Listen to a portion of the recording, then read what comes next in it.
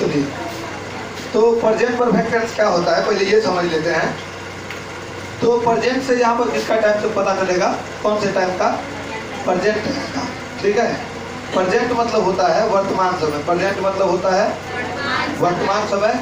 और परफेक्ट से किसका पता चलेगा, फिनिश्ड का। किसका पता चलेगा, इसको आप बोलते हैं समाप्ति। क्या बोलते हैं, समाप्ति। Tense is the form of verb. Tense क्या है, वर्ब का रूप है जो किसको दिखाता है, एक्शन को सूचित करता है। और एक्शन में वह एक्शन जिसमें क्या होता है, घटक होता है, वो एक्शन फुल के अंतर्गत रखते हैं हम इसको।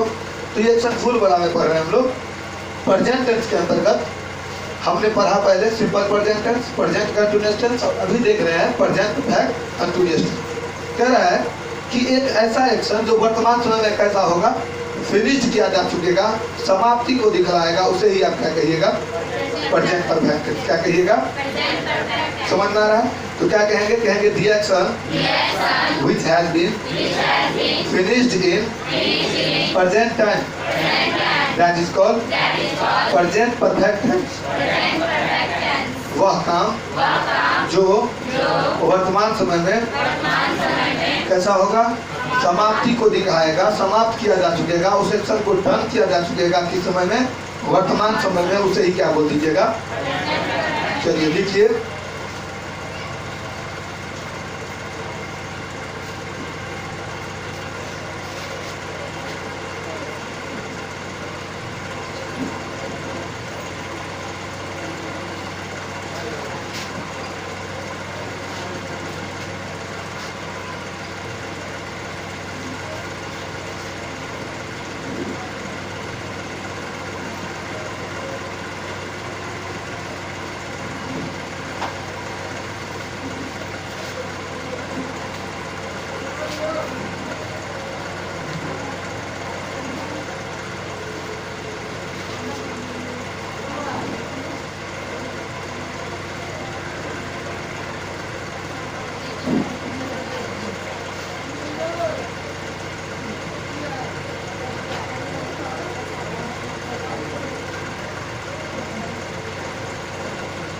चलिए ध्यान देते हैं क्या कह रहा है, the action which has been finished. एक ऐसा काम जो क्या किया जा चुकेगा, फिनिश किया जा चुकेगा किस समय में, तो ध्यान रखेंगे प्रेजेंट टाइम में, उसे ही क्या बोल देंगे हम लोग, प्रेजेंट परफेक्ट। जैसे एक एक्शन देखते हैं यहाँ पर, जब मैं बोलता हूँ राम हैज, क्या बोलता हूँ, राम हैज पास्ड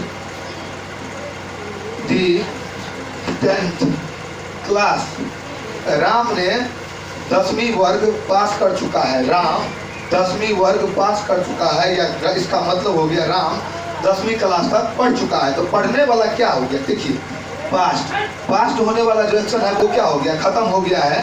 तो ये क्या दिखाता है, एक्शन को दिखाता है। ये वर्ब का रूप है पास्ट, पास्ट क्या है, वर्ब का रूप है जो किसको दर्शाता है, एक्शन को दिखाता है। और ये एक्शन कैसा है, तो ये एक्शन अब फिनिश किया जा चुका है। कैसा है, फिनिश किया जा चुका है। और किस समय में फिनिश किया जा चुका है, तो हैव से पता चल जाता है यहाँ प्रेजेंट टाइम का। किसका पता चल जाता है, प्रेजेंट टाइम का। तो एक ऐसा एक्शन जो वर्तमान समय में कैसा होगा, समाप्ति को दिखाएगा, फिनिश्डनेस को दिखाएगा, ऐसे ही क्या बोल दीजिएगा आप, प्रेजेंट परफेक्ट टेंस। क्या बोल दीजिएगा, तो ये सेंटेंस क्या हो जाएगा, प्रेजेंट परफेक्ट टेंस के अंतर्गत आएगा। ठीक है, देखिए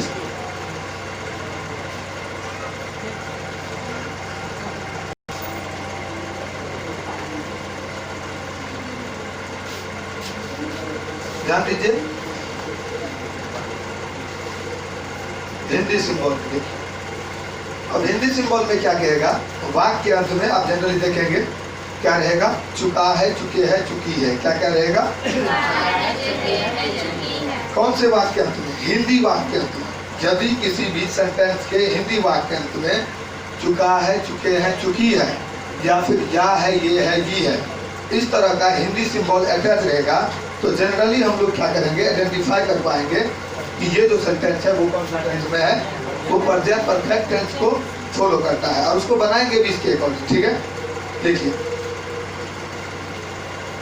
कहेंगे the last of the Hindi sentence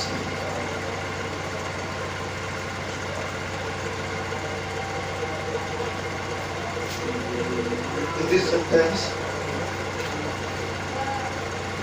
should be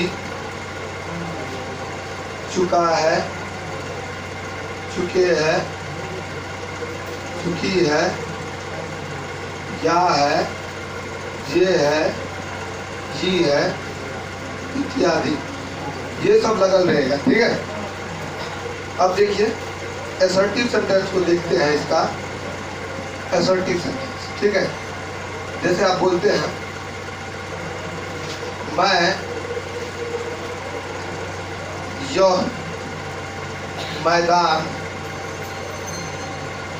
छोड़ चुका हूँ, या फिर इस सेंटेंस को आप ऐसे लिख लीजिए, मैं यह मैदान, मैंने यह मैदान, बोलते हैं कैसे लिखते हैं, यह मैदान छोड़ चुका, छोड़ दिया। ठीक है, सब दिया। और तो देखिए सबसे पहले वाक्य में हम लोग का जो पहला काम है वो है we have to identify the tense. Sentence में पहले टेंस को आइडेंटिफाई करेंगे। वाक्य अंत में चुका है या फिर या है। देखिए चुका है और या है, इस दोनों से पता चल जाता है ये सेंटेंस कौन से टेंस में है, प्रेजेंट परफेक्ट में। देखिए यहाँ है चुका है और यहाँ है या है, इस दोनों को आप देख लीजिए, यहाँ पर ये अटैच करता है। ठीक है, तो हिंदी सिंबल के अकॉर्डिंग, हिंदी सिंबल के आधार पर हम इस सेंटेंस को समझ पाएंगे कि ये सेंटेंस कौन से टेंस में है, प्रेजेंट परफेक्ट में। आप गौर से पढ़िए, पढ़ने के बाद लगेगा ये वाक्य क्या कर रहा है, कुछ बदला रहा है। किसके बारे में, सब्जेक्ट के बारे में। और ये दोनों का वर्ड, चाहे वो मैं हो या मैंने हो, ये दोनों सब्जेक्टिव फॉर्म में है। तो सब्जेक्टिव फॉर्म में है तो स्ट्रक्चर के अकॉर्डिंग बनाएंगे। स्ट्रक्चर कह रहा है, खैर पहले सेंटेंस को भी निकाल लेते हैं। असर्टिव कैसे है ये आपको पिछले क्लास में भी बताए थे। ये सब्जेक्ट को दिखाया, वह बात तो सब्जेक्ट के बारे में कुछ बदला है। देखिए ना, मैं यह मैदान छोड़ चुका हूँ, तो मैदान छोड़ने वाला बात किसके बारे में बदला रहा है, मैं के बारे में। तो मैं क्या है, सब्जेक्ट। वह शब्द जो, वह वाक्य का वह शब्द जो एक ऐसे शब्द जो सब्जेक्ट के बारे में कुछ बदलाता हो। वाक्य के कई सारे सब्जेक्ट जो शब्द जो किसके बारे में बदलाएगा, सब्जेक्ट के बारे में बदलाएगा, उसे आप क्या कहिएगा, स्टेटमेंट। क्या कहिएगा, स्टेटमेंट। और स्टेटमेंट का दूसरा नाम क्या है, असर्टिव।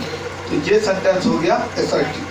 स्ट्रक्चर कह रहा है इसको बनाने के लिए, सबसे पहले सब्जेक्ट दीजिए, फिर हैज या हैव दीजिए, उसके बाद V3 डालना है, ऑब्जेक्ट और लास्ट में फुल स्टॉप। ऐसे कर दीजिएगा। हैज या हैव, सबसे पहले सब्जेक्ट लगाइए आई। अब आई के अकॉर्डिंग हैज या हैव में से क्या लगा है, इसके लिए थोड़ा सा यहाँ ध्यान दीजिए। अगर सब्जेक्ट ही है, सी है, इट है, और अगर कोई भी सिंगुलर सब्जेक्ट है तो क्या लगाइएगा आप, हैज। अगर कहीं सब्जेक्ट वी है, यू है, दे है, और मान लेते हैं कोई अदर प्लूरल सब्जेक्ट होगा तो क्या लगाएंगे, हैव। क्या लगाएंगे, हैव। ठीक है ना, यहाँ देखिए हैज और हैव। तो ऐसे आता है तो इस तरह से लगाएंगे। अब सब्जेक्ट यहाँ पर आई है, तो आई के अकॉर्डिंग क्या लग जाएगा, आई नहीं लिखा क्या हमने, यहाँ लिख दीजिए आई। ठीक है, आई के अकॉर्डिंग लग जाएगा है। भरू का तीसरा रूप डालिए, मेन वर्ब है छोड़ना। तो तीसरा रूप आपको पता है, मेन वर्ब का 6 फॉर्म होता है, V1, V2, V3, V4, V5, V6। V3 को हम लोग बोलते हैं पास्ट पार्टिसिपल। क्या बोलते हैं, पास्ट पार्टिसिपल। अब V3 के फॉर्म, जैसे कि लीव मतलब छोड़ना, V1 हुआ, तो लीव का V2 लेफ्ट और V3 भी लेफ्ट होता है। ये आपको याद करना पड़ेगा। V1, V2 और V3 ये तीनों फॉर्म क्या होता है, याद करना ही होता है, इसका दूसरा कोई भी उपाय नहीं है। ठीक है, तो यहाँ पर क्या हो जाएगा, I have left, LEFT left. यह मैदान तो क्या होगा, दिस फील्ड, FIELD। क्या दिस ग्राउंड भी दे सकते हैं, I have left this field. लिखिए इसको।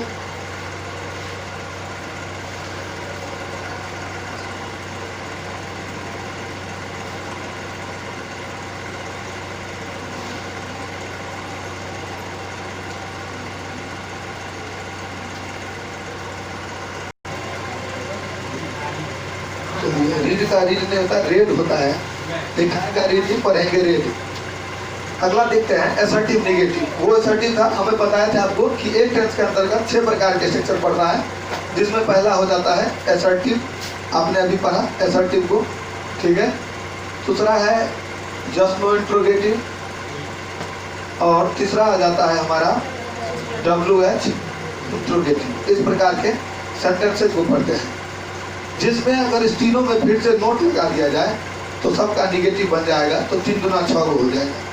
12 को टाइम एंड टेंस के अंतर्गत हम लोग इस प्रकार से 72 स्ट्रक्चर को पढ़ते हैं, जिसमें से 2 ऐसा स्ट्रक्चर है, एक है सिंपल प्रेजेंट टेंस, ठीक है, और दूसरा है सिंपल पास्ट टेंस। ये 2 टेंस है जिसके अंतर्गत ना हेल्पिंग वर्ब नहीं होता है, असर्टिव सेंटेंस। इसके असर्टिव सेंटेंस में हेल्पिंग वर्ब नहीं होता है, क्योंकि आपने देखा है इसमें असर्टिव का होता है V1 या V5 प्लस ऑब्जेक्ट, जबकि यहाँ होता है subject plus V2 plus object. ये आप आगे पढ़िएगा, ठीक है। हम जब प्रेजेंट को खत्म करेंगे तो इसको हम सोल्व करते हैं। जैसे हम देखते हैं यहाँ पर एक सेंटेंस लेते हैं,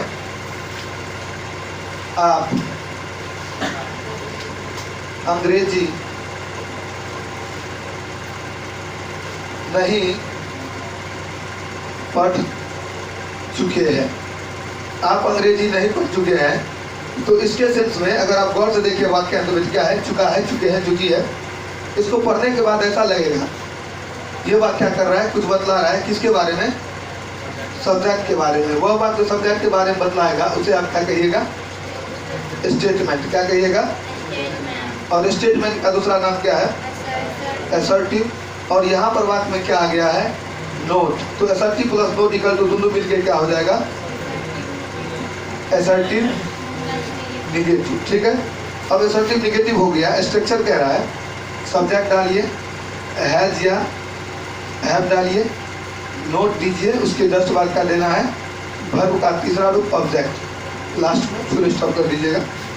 सबसे पहले सब्जेक्ट डालिए, हमको पता है किसके अकॉर्डिंग क्या लगेगा, तो यहाँ पर आपके अकॉर्डिंग क्या लगेगा, यू, और यू के साथ क्या लगेगा, हैज या हैव में से हैव, तो यू हैव। उसके बाद यहाँ नहीं है तो क्या हो जाएगा, नोट, वर्ब का तीसरा रूप।